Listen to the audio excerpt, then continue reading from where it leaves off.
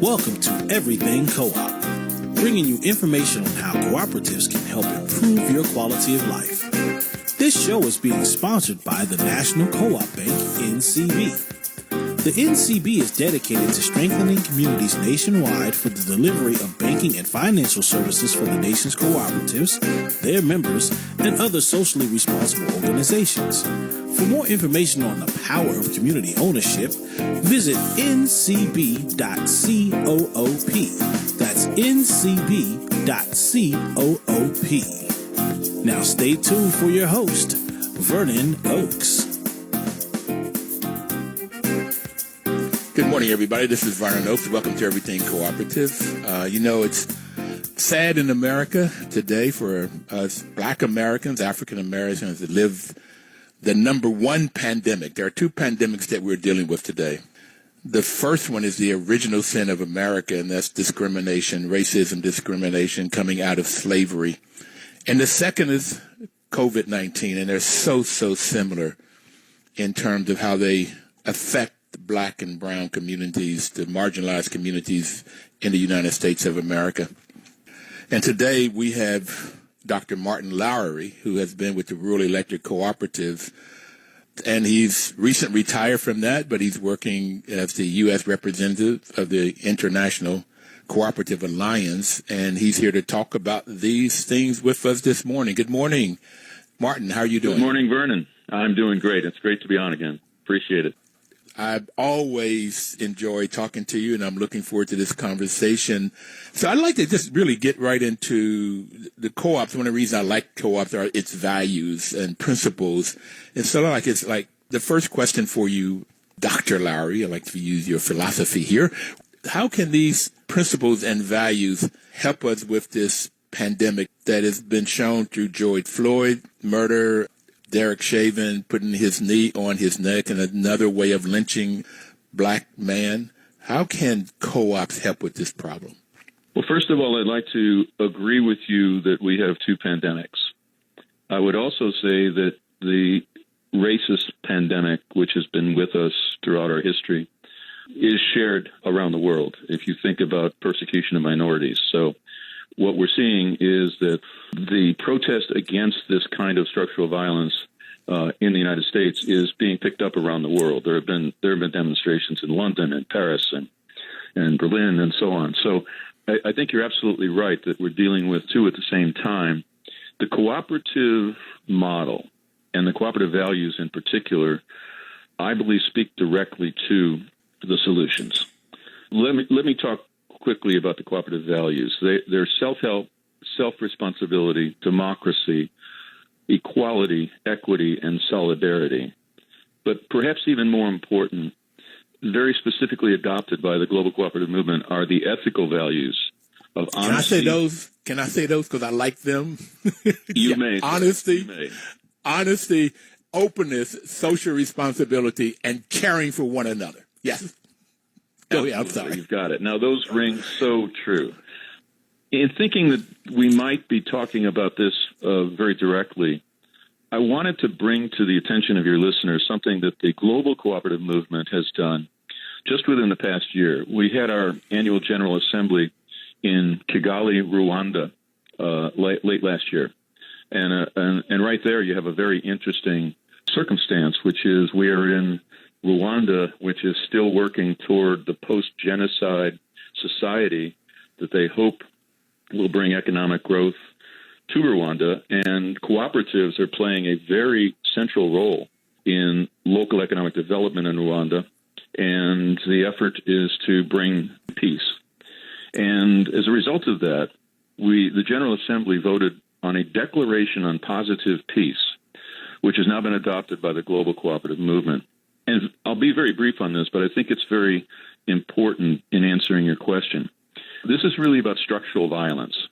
And so the pandemic of racism, as it's talked about today and has been for years, is a structural problem in society that has to be addressed. And it has to be addressed through institutional change. The idea of positive peace is that you remove structural violence through local cooperative and collaborative action. So, Vernon, if you'll allow me, I'm going to read two sentences from that Declaration Positive Peace that I think ring absolutely true.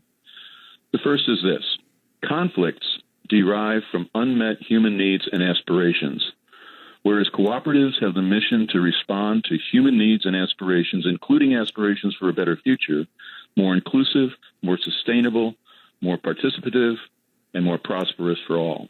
The second sentence is this: the cooperative movement cooperates to find equitable and just ways to solve problems in a sustainable and democratic manner, thus contributing to prevent violence and hatred.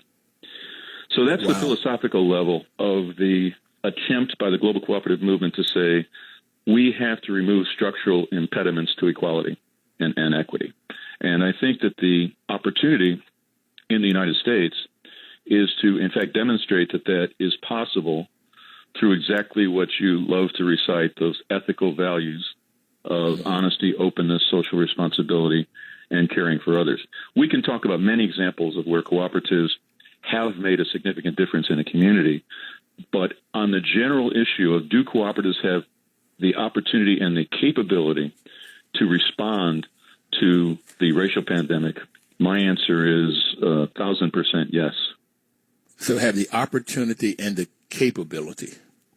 I would also say from the cooperators, Martin, I've been doing this show, as you know, 6.5 years.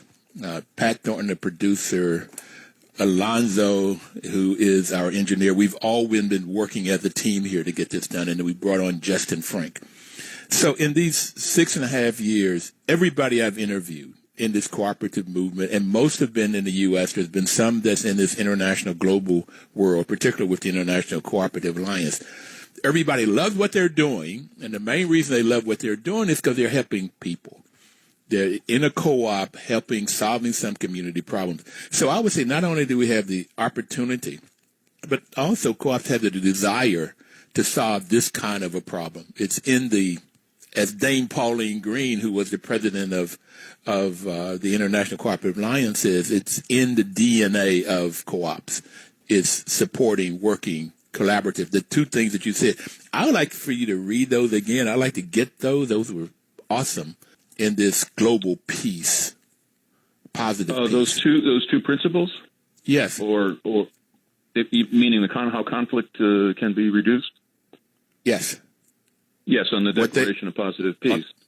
Right. So conflicts derive from unmet human needs and aspirations, whereas cooperatives have the mission to respond to human needs and aspirations, including aspirations for a better future, more inclusive, more sustainable, more participative, and more prosperous for all. The cooperative movement cooperates to find equitable and just ways to solve problems in a sustainable and democratic manner, thus contributing to prevent violence and hatred. Boy, if we could have those, it seems like it's in the U.S. when we talk about what the U.S. is all about. It's for the people. That justice is what's there in what we want and what we're striving for, but we've never made it. We've never gotten it. And this is hitting it right on the head all around the world. When you say global, this is all around the world. Right. And if we look at the U.S. specifically on this, we're talking a lot now about First Amendment rights, the right to peaceful assembly, the right to speak without concern of being stifled on that. That's a protective First Amendment of our United States Constitution. I think when you get into the cooperative values and these ideas expressed in the Declaration of Positive Peace, you're now saying, okay, we have our First Amendment right. What do we do with that? How do we take action around that First Amendment right that is going to be productive and long-term sustainable? And that's where I think we come into this idea of local ownership, local control, local conversations. And, of course, when you're talking about the local community, it's not simply about the cooperatives in the community. It's about every institution in the community and how do they work together. It's about local government and the role of local government. And cooperatives around the world, frankly, are working on that very point. How do we build partnerships with our local governments in such a way that they provide exactly what we want to see, which is equality and equity and inclusion in that local community where we're all working together. These are the kind of goals that inspire me. I get excited about them. I get excited about America. I get excited about co-ops. But how do we put this into use? So let's go back to COVID-19. How has cooperatives function in other economic downturns? We talk about the Great Depression in the 30s and the 40s, and then you talk about the Great Recession of 2006, 2007. How have co-ops worked in solving those issues or coming through those issues? So that's a great question, and I have two specific examples to give you that are different from one another. In the Great Depression, you have Franklin Roosevelt's efforts to find jobs, productive work for people, particularly around infrastructure, and that led to the creation of the Rural Electrification Administration. And the solution there was we electrify rural America through the use of cooperatives. It's the only way we will get it done, which is, in this case, mostly local farmers and ranchers coming together to create electric cooperatives that then built that fabulous rural electric infrastructure that I've been involved in my whole career. So right there you have an example of a public-private partnership, the federal government of the United States, working to build a cooperative system that is locally owned and controlled. And that system is alive and well today and providing tremendous value to local communities, particularly now that we recognize, and we could talk about this later perhaps, the critical importance of high-speed broadband access, high-speed internet access, to make sure that telemedicine and educational programs are available to everyone. But putting that aside for a second, then you move forward to our financial crisis. And there I want to talk about credit unions. What happened during the financial crisis was that credit unions fared much, much better than banks in terms of their sustainable performance and their overall financial performance. Credit unions, of course, are owned by their members as well. And there was a movement that started in California called Move My Money, I believe was the title of it, that led to a significant increase in the number of members of credit unions. And when you look at any particular credit union and its mission statement, it is very much community-based and very much also has the mission of making sure that low and moderate income people are served. So in both cases, the electrification of America and the growth of credit unions in America, you're seeing a very strong value-based approach to serving the unserved and the underserved. And that's certainly, based on the conversation we've had thus far this morning, very critically important to the future of our country. And getting rid of having this positive peace and right. Getting rid of structural violence is serving the unserved. You're absolutely correct. The Great Depression got real electric, but you had all these kinds of things that he did. It was the CC camps that my father would tell me about to get people. It was right here outside of D.C. is Greenbelt, which is 1,500 homes, a co-op, 7 co-ops inside of Greenbelt, Maryland. So he did a lot of things with co-ops, and my sense is, which we'll get to after the break, we're going to go to our first break here in a minute, but he used co-ops to come out of the Great Depression. And I think we're going to have to use co-ops to come out of this particular recession with higher unemployment than we did in the Great Depression. So we'll come back to this and talk about it on the other end. Martin, as always, I really enjoy what you bring to the conversation, and so I'm looking forward to the rest of this. But we're going to take our first break, and then we'll be right back. Please don't touch that dial.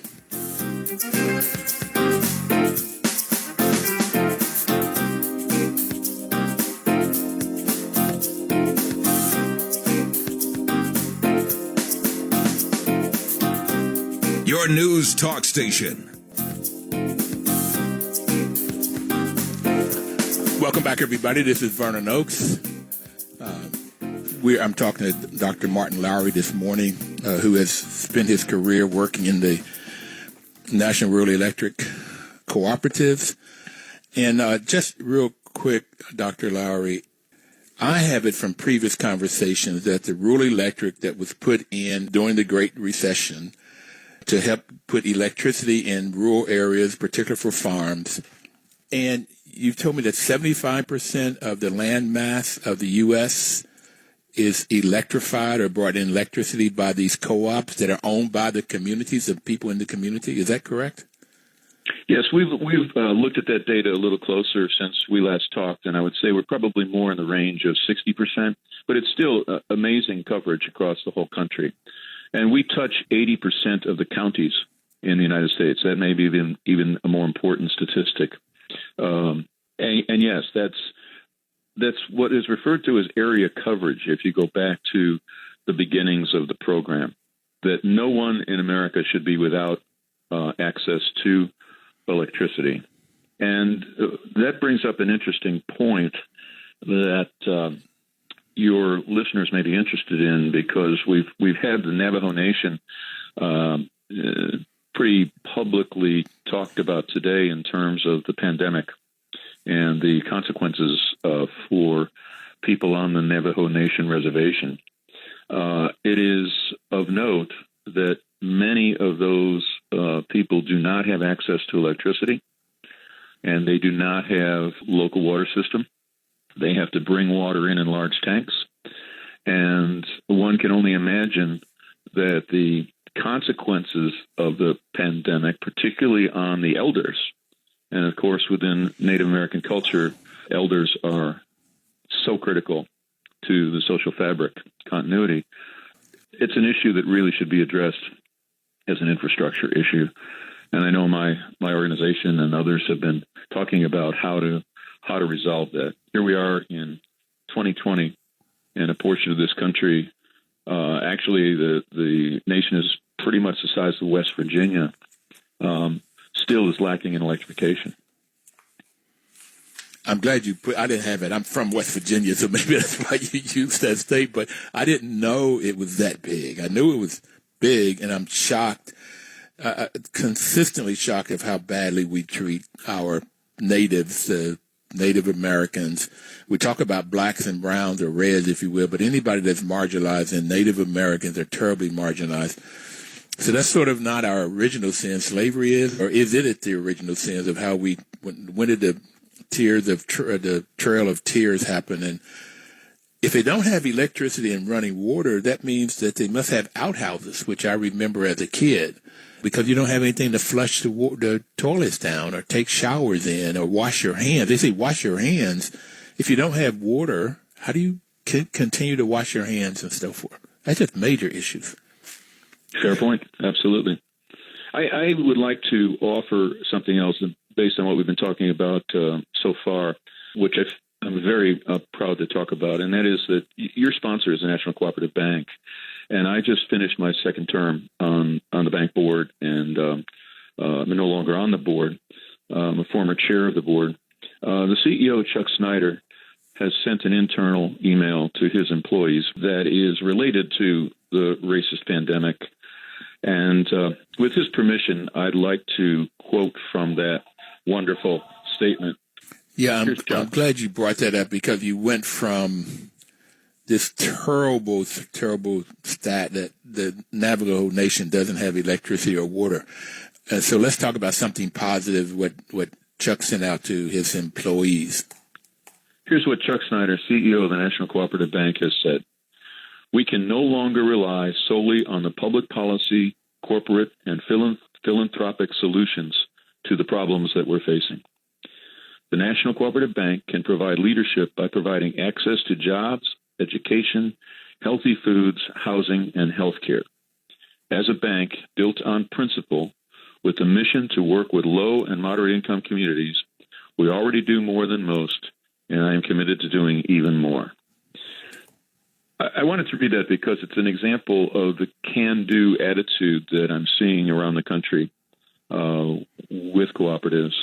And I think we're going to see even more and more of that strong, positive cooperative response to what we're facing as a society, and the fact that the social fabric, the social compact, is basically ripped apart. And it's going to take all of us to really begin to solve that permanently. So he talked about jobs, healthy foods, healthcare, and those things. So let me just quickly give the four sectors and how the National Co-op Bank affect all of these four sectors.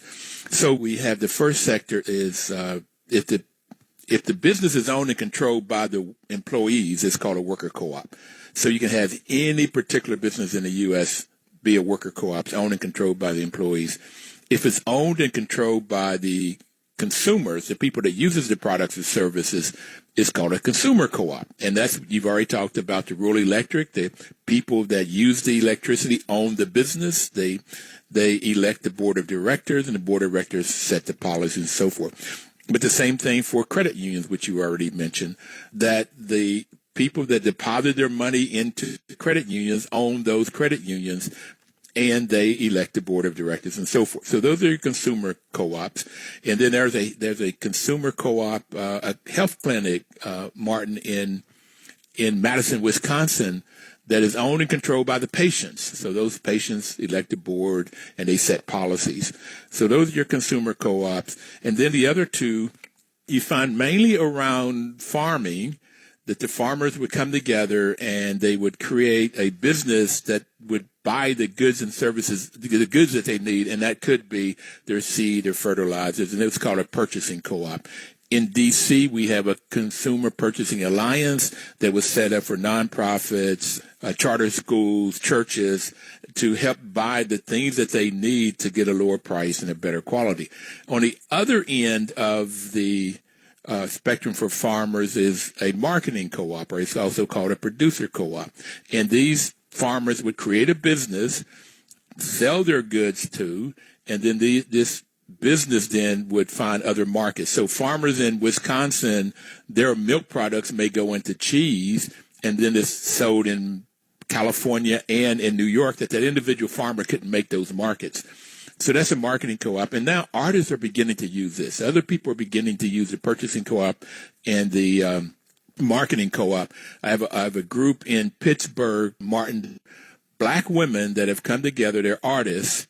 Some do clothes, some do painting, some do jewelry, woodworking, and they've come together and opened up a storefront. It's called Ujamaa.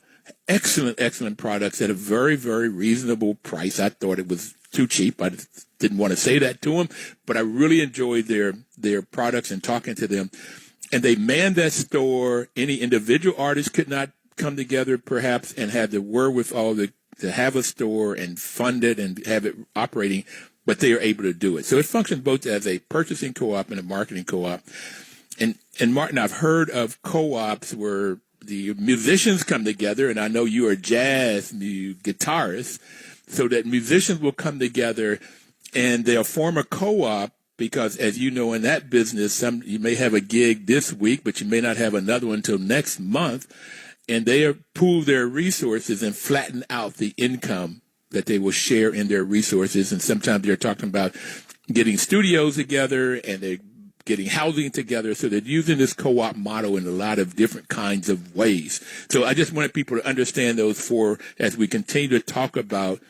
We talked about what co-ops have done coming out of the Great Depression. You began to talk about what co-ops are doing now. And that's what I want to spend more time on, is what are co-ops? What can they do to help us come out of this particular, I'm talking about the COVID pandemic, but we also hit on this racism pandemic. But what can co-ops do to come out of this, and what are we doing to get out of this?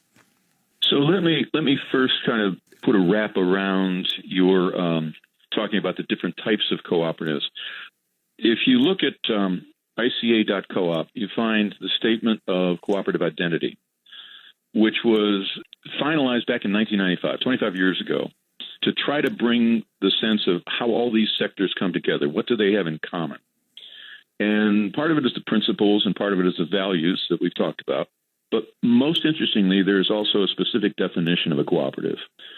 It's an association of people who come together voluntarily to meet their economic, social, and cultural and aspirational needs through a jointly owned and democratically controlled enterprise.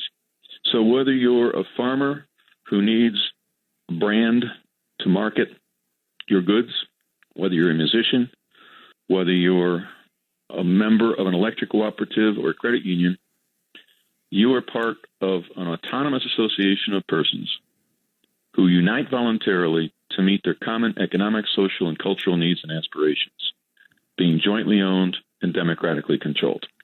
And it's an enterprise. It's a business. So thinking about that, you can use that model for any purpose as long as you wish other people to be involved with you on a voluntary basis.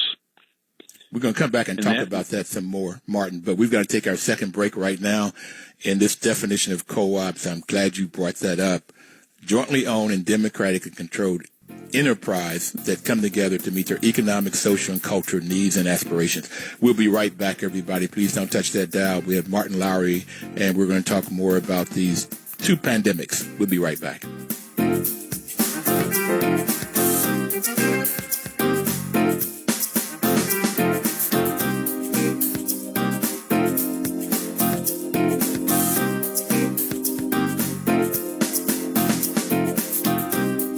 Your news talk station. Welcome back, everybody. This is Vernon Oakes, and the program is Everything Cooperative. We have Dr. Martin Lowery on the phone with us this morning. We've been talking about what is happening in the global or internationally as terms of co-ops and how we fight the pandemic of racism around the world. And we began to talk about what co-ops have done in previous economic downturns, like the Great Depression, Great Recession. And now we're beginning to focus on what co-ops can do to get us out of this current recession, more unemployment than what was in the Great Depression. But before, I just want to give a shout out to the National Co-op Bank, because Dr. Lowery has already mentioned the statement that Chuck Snider, the president of the bank, has said.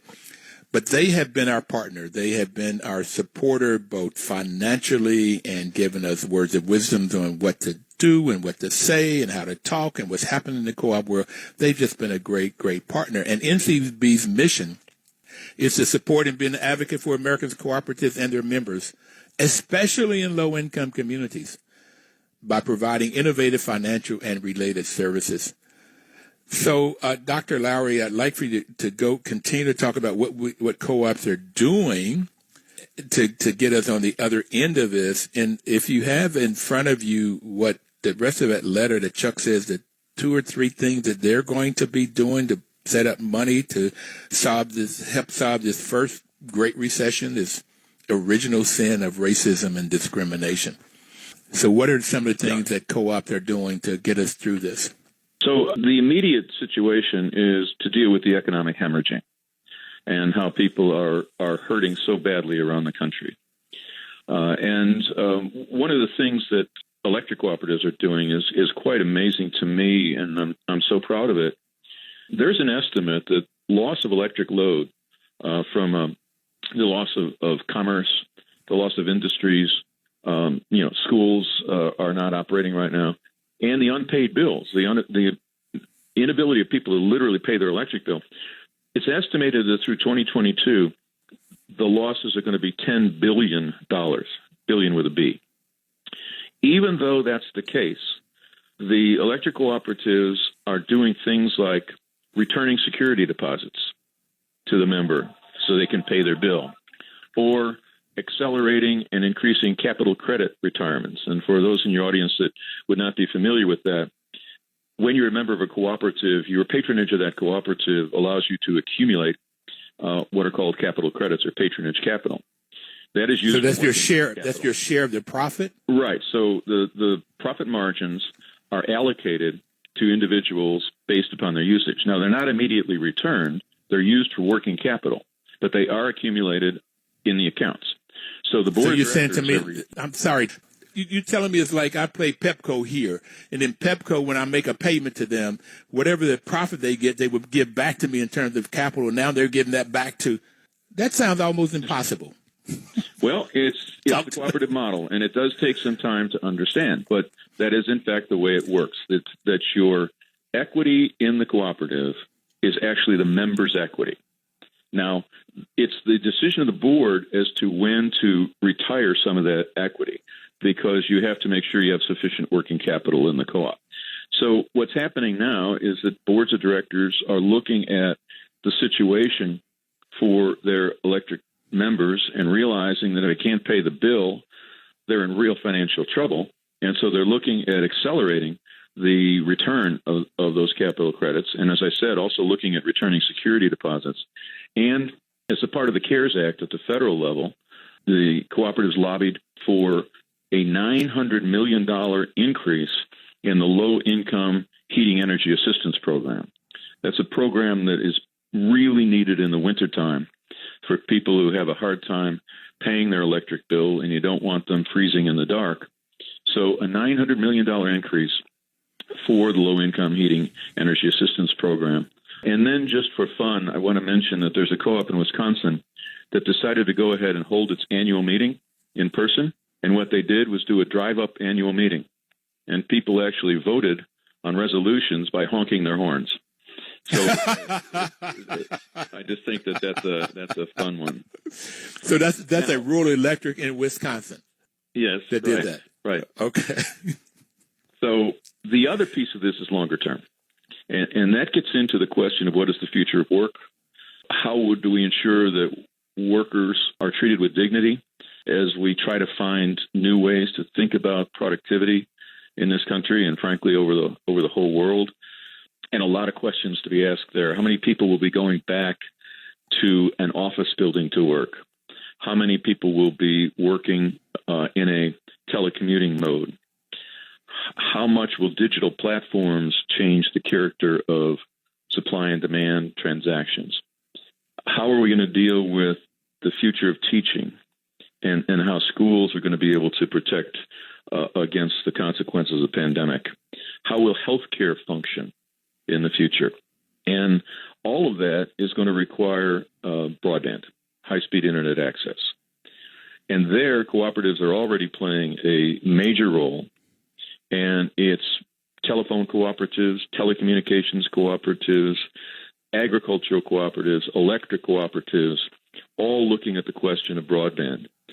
And the other morning, Congressman Jim Clyburn was on morning cable show. And he was on Morning Joe. It was on Morning Joe, right, MSNBC. And he said, quite surprising to me, that broadband is the next greatest thing. And he went on to explain what he meant by that, which is that in the 40s, in the 30s and 40s, there was a quote from a farmer in Tennessee who said, "To have the love of God in your heart is the greatest thing.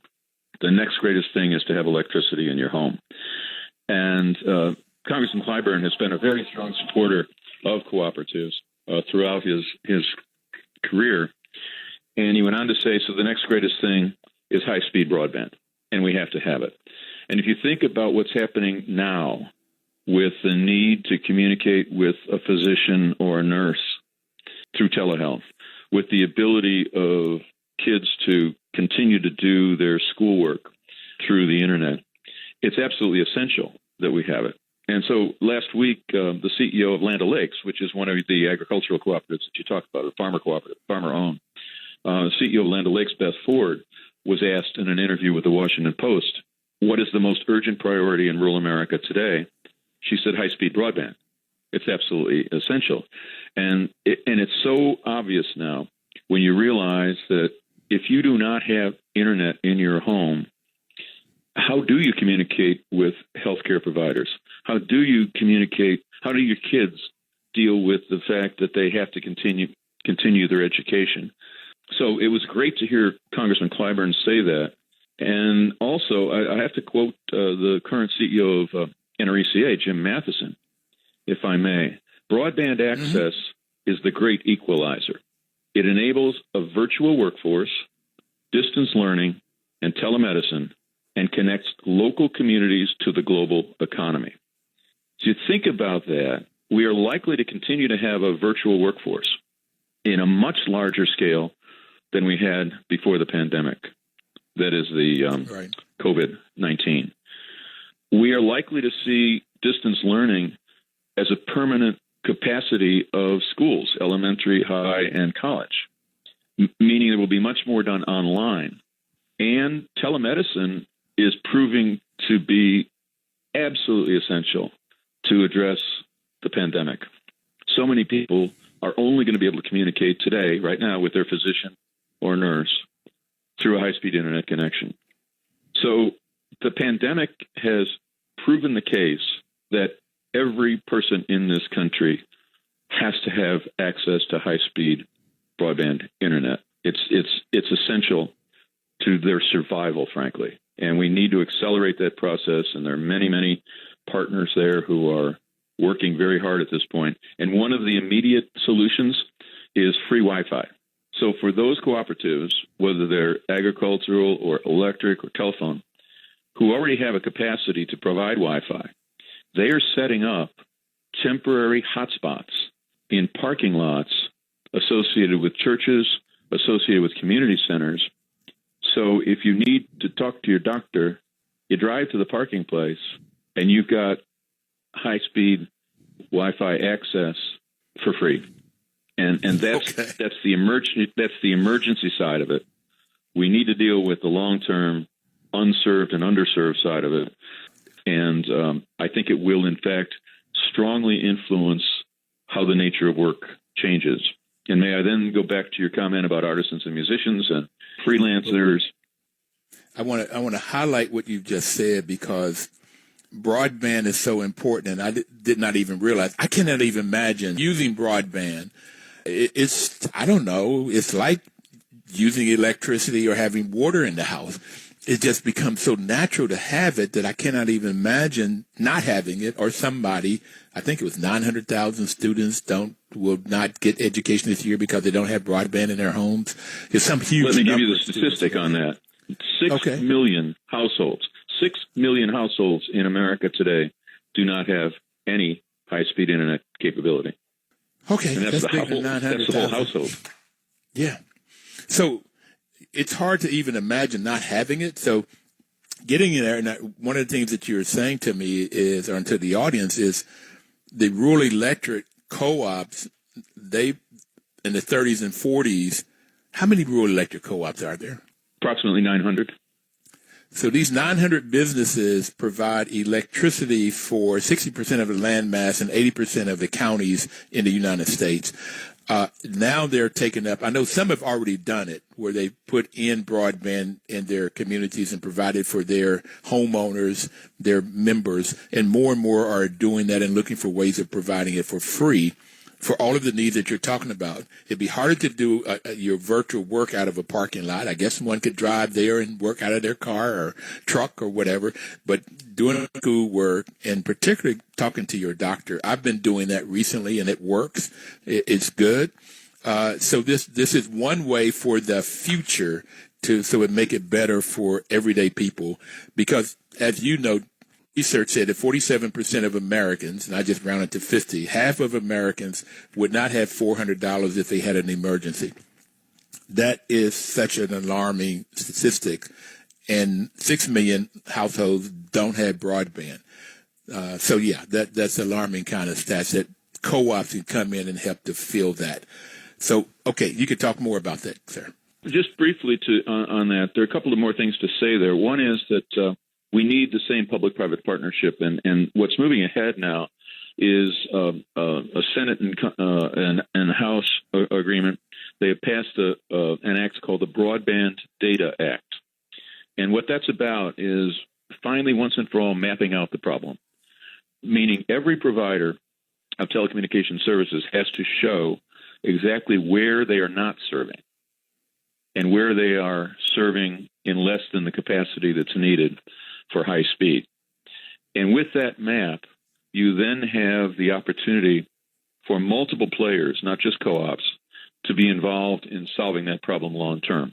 The free Wi-Fi is an emergency situation for the short term.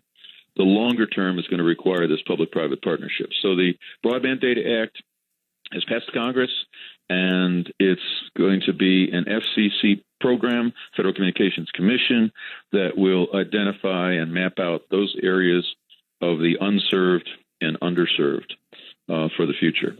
So we got to take our final break. The hour goes by very quick when I'm talking to you, Martin, because you have such great information. So we're going to come back in this last segment and talk more about what co-ops can do to help us get through these two pandemics in a better way, so we have a chance of meeting the what America was created for and what the definition of cooperatives are. But we'll be right back.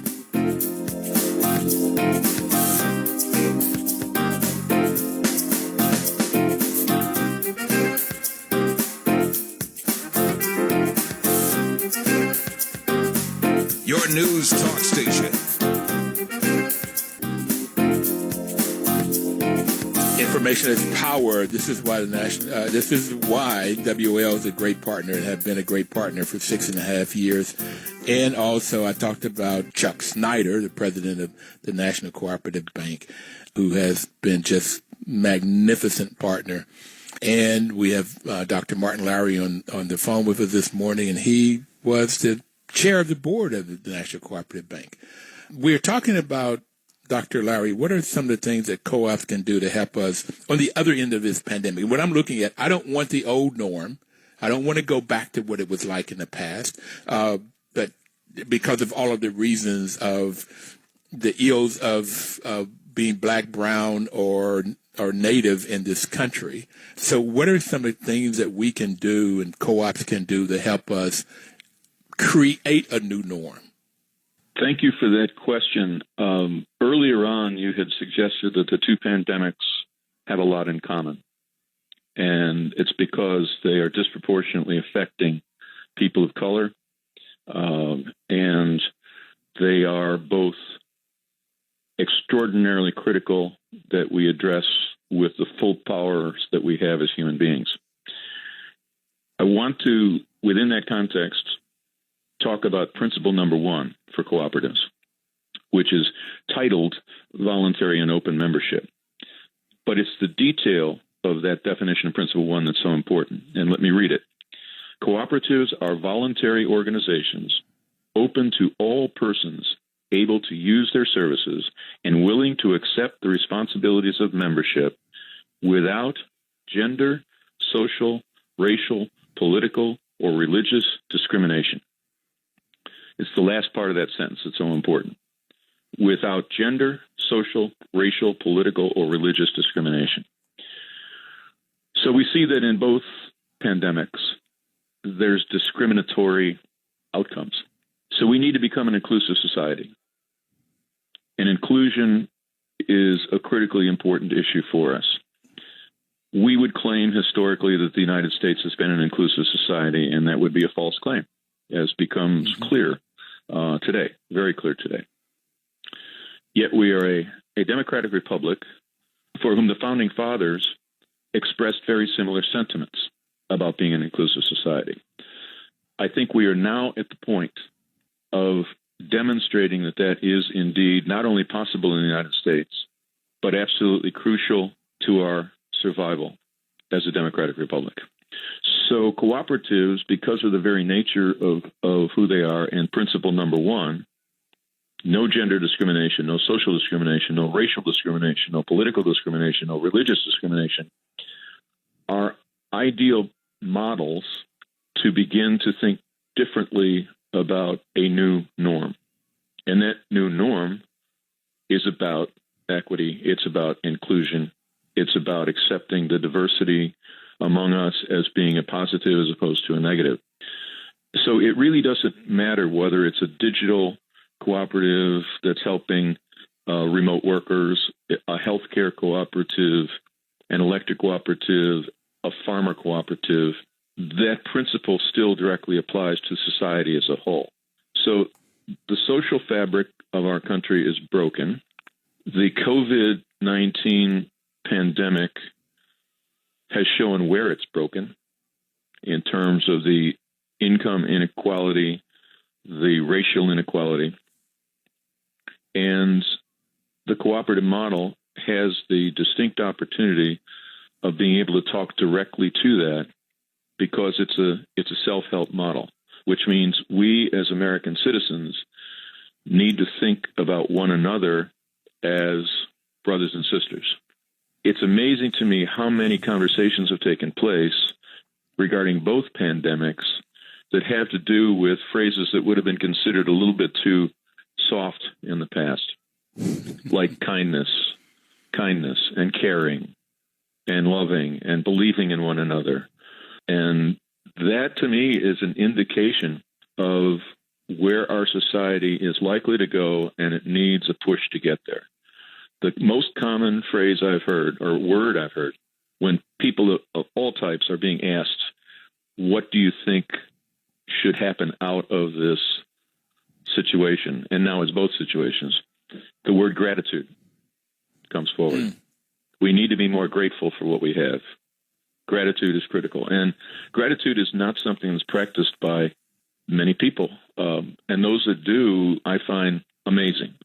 They'll send you that handwritten thank you, or they'll go out of their way to remind you of something that you might have done that they appreciated. And they do it quite naturally, and I think we all can learn from that. There's a behavior modification that's needed here. And that behavior modification starts with directly addressing ourselves, a society that wants to get better, that wants to truly believe in inclusion and in the importance of embracing our diversity, unity in our diversity. And again, in everything I've said here, the cooperative model, the cooperative way of doing business is perfectly suited for that kind of thinking. Now, specifically, where do we go? There's a lot of conversation now about the idea that digital platforms can be cooperatively owned and benefit those who are using them. And so that's one area that a lot of exploration is being done in right now. For the future of social media, to what extent could the cooperative model make sense, that the users are the owners? One question that my good friend Michael Peck will always ask is, who owns it? Who owns this particular business? I'd like to know that before I do business with that group. Land O'Lakes, I mentioned, is a farmer cooperative. Cabot Creamery is an example too, Organic Valley. Just focusing on Land O'Lakes, the idea that you're buying butter in the store and you don't know that Land O'Lakes is farmer-owned, according to Beth Ford, the CEO, is a major marketing mistake for Land O'Lakes. That their data shows that if you know that Land O'Lakes is farmer-owned and the farmer himself or herself is benefiting, and this is the family farmer, this is a small family farm, is benefiting from your purchase, are you more likely to buy that product? The answer is yes. Now, think of that in the long term about what our purchasing decisions are. And how many people now are talking about being more local. Let's stay with agriculture for a minute. What's happening with the processing plants is partly due to the fact that they've concentrated. There are 4 major processing plants. So what happened in Iowa perhaps was inevitable when you think about the supply chain going into very, very large plants that are assembly lines that have the single purpose of scale, of achieving scale in order to address very large markets. Wouldn't it be possible to begin to think about more localized processing as happened in the past, with the co-op business being the processing plant, that the farmers own that plant, or that Land O'Lakes, I can't tell Land O'Lakes how to do the business, but how we might want to see Land O'Lakes processing maintain its sense of being more regional and local than some of the for-profit operations that are so heavily concentrated with the consequences that we've seen. Yeah, it's always been a question of what happened if the employees own those meatpacking plants, or if the employees own the hospitals, particularly rural hospitals is going under. If the employees own the airlines, what different policies would be there? Would there have been enough PPEs? Would the process, as these meat packing plants came back, what would the employees have done to make sure that they and their families were safe against COVID? Not to mention creating wealth. They had a chance to share in that profit, like you say. You've given us the example with the electric co-ops. being able to create capital and now use it now that they need it. It's phenomenal. Martin, we only have another minute left, and I'd like to let you end this. You have the last word. What would you like to leave people with? I would like to leave people with the idea that if you embrace the cooperative way of doing business, you are embracing a major solution to the toughest problems we have seen in our lifetime, and the toughest we are ever likely to see if we can begin to live through a value system that values life above anything else and celebrates what a great thing it is to be a human being when we are giving back, when we are working together, and frankly, when we are community. All of our lives will be very enriched if we can achieve that. And I believe we can, not just through cooperatives themselves, but through the role of cooperatives in relationship to other public and private partners who have the same beliefs and values. Thank you, Martin. Thank you so much for being on. I really appreciate it, for you taking your time out. Everybody out there, Vernon, please. it's been great. Thank you. Please live cooperatively. Let's solve this problem, these two pandemics. Have a great week.